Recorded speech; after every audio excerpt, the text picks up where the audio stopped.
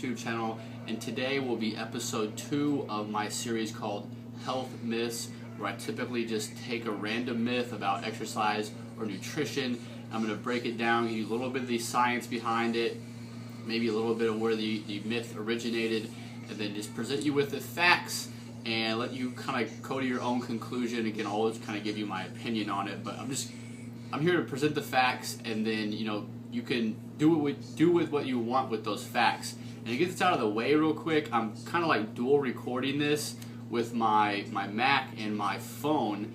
I usually do my videos on my Mac, but I did a few on my phone just out of like necessity, because my iMovie's been a little weird. It's good to go now, but I did a little on my phone just out of necessity. And I think that my iPhone videos are actually higher quality than my MacBook. Like, just the image is clearer and stuff. So I'm actually gonna like dual record this, and if my more recent videos like this one or the one that I was in the car with, or even the chocolate chip muffin video, if you guys are noticing any difference in the quality, let me know, and I'll just start shooting this with my phone. I don't have like a digital camera or anything like that yet, so I just use my phone with this. So let me know if the quality's any different, guys, and I'll do the rest of them on my phone.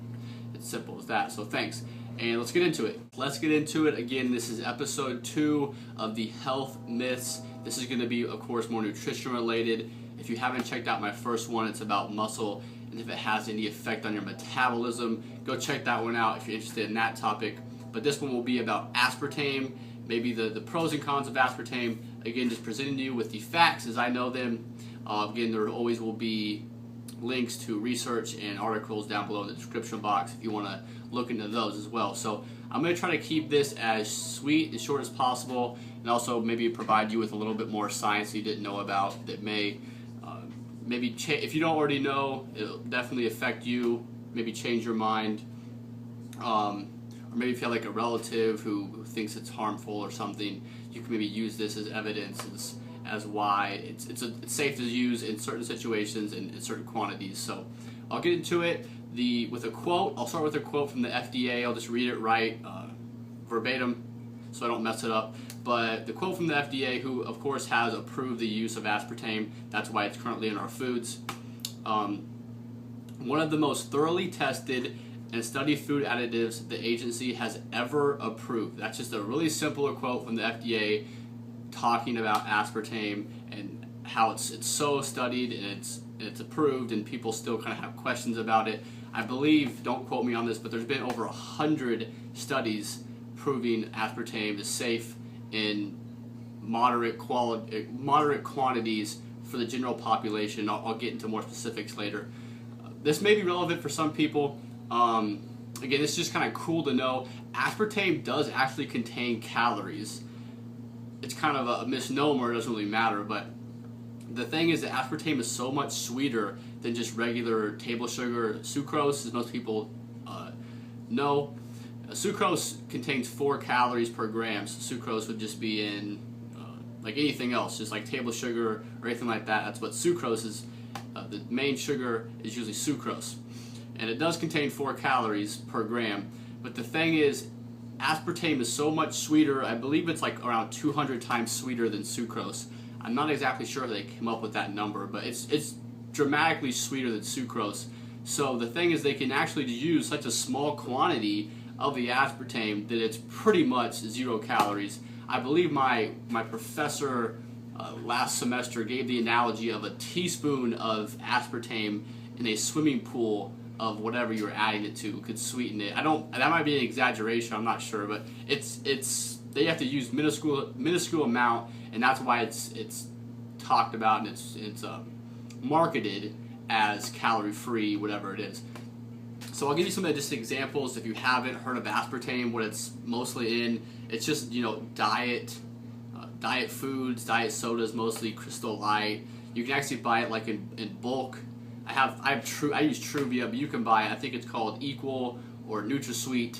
You can just buy it and add to your coffee or whatever. So those are some sources of aspartame. Again, I guess I could talk about now. That's kind of what it is. It's an artificial sweetener that provides pretty much no calories because it has to be used in so little amounts, and it's substituted for things like sucrose. Again, just for people watching their weight, or they want to taste something, they want to drink something that tastes good, or eat something that tastes good without the extra calories. So I guess I'll get into just a little bit of the science now, and then kind of wrap up with the studies and let you draw your own conclusions, like always. So what aspartame is mainly composed of are 2 amino acids. These will sound familiar if you know your amino acids. They are phenylalanine and aspartic acid. These are 2 amino acids, just like any other amino acid. What I mean by that is that they're found in other foods.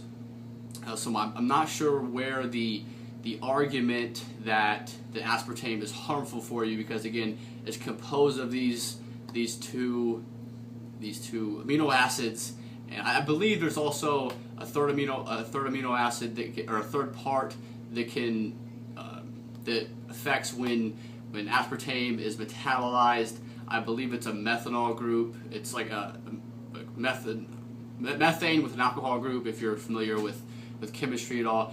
And they say it has a diet soda has about 20 milligrams of this methanol group. I'm not 100% sure if that's the reason, the mechanism why they think it's harmful, but fruit juice also contains methanol and probably double the amount of that a diet soda would have. Alcohol definitely contains more methanol than what you would find in diet soda. So it's kind of irresponsible to say that aspartame may be bad for you because of the methanol, but not talk about fruit juice and alcohol in the same kind of discussion. So I wouldn't really worry about that though. But phenylalanine is also found in foods like eggs. There's more phenylalanine in an egg than there is a diet soda. It's also found in milk. There's a lot more phenylalanine in a glass of milk than there is in diet soda, so there's really no reason as far as chemically why it would be bad for you. I believe some of the studies, the older studies that said it could cause cancer, were used in just insanely high amounts, and they were used on rats. Rat metabolism is much different than human metabolism. So that's pretty much all I'll get into. I might have skipped something. I want to keep this as short as possible, but that's pretty much all I want to say about the chemistry of it and what it breaks down to as far as that. So now let's talk about the studies and who it may or may not be safe for, and also what quantities you should consume it in. So the FDA and numerous studies have seen that there's no toxic effects of aspartame when it's consumed in about 50 milligrams per kilogram of body weight per day. So that may be kind of confusing to some people if you live in the States like I do, and we're not in the metric system. So what you can do if you want to just break this down yourself, it's probably not relevant, but I'll do it just for simplicity. I weigh about 170 pounds right now. So, okay, we're good now. So 170 divided by 2.2 will give me a body weight of about 77 kilograms. And then again, you can tell you how much aspartame may be safe for your body weight by multiplying your weight in kilograms by 50. That'll tell you how much the amount in milligrams. I'm having trouble with this calculator.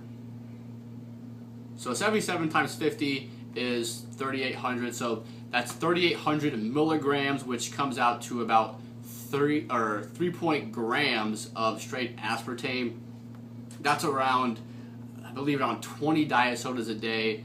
So again, that's an excessive amount you'd have to consume for it to begin to be harmful to you. So the take-home point is don't consume 20 diet sodas a day if you weigh 170 pounds, if you don't want to see negative effects from aspartame. So again, you can calculate that with your own body weight like I did here, but again, the point of it is that you'll have to consume extreme amounts of aspartame for it to be detrimental to your health. So just don't do that, and you should be fine. And again, the last little point I want to make here is that the only people, again, assuming you're not consuming 20 diet sodas a day or the equivalent with all the aspartame you're getting, assuming you're not consuming that much, the only people that need to worry about it are people that have PKU. I wish I could pronounce that disorder they have. It's called PKU. You can look it up if you like. But it's just a disorder that you have when you're trying to metabolize phenylalanine. And the thing is, you would know if you had PKU by now. They test for it at birth.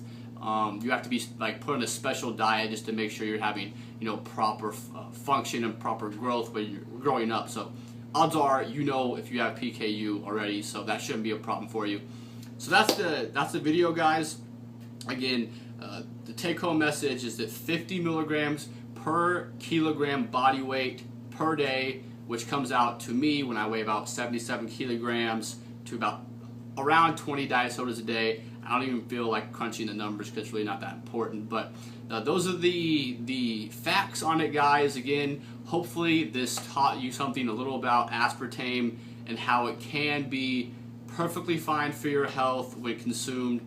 I guess you could say moderation, but that's not even moderation in my book. When it's consumed in non-idiotic quantities, it's perfectly fine for you, assuming you don't have PKU. That's it, guys. Like always, I will have more good stuff coming soon. If you liked the video, make sure you like, comment, subscribe to my channel if you haven't already. And I'm always up for more topics, especially with this discussion here, or this series here. So if you have any topics you want me to hit on, make sure you can just inbox me or comment and stuff like that. So thanks for the support like always, and I'll have more good stuff coming soon.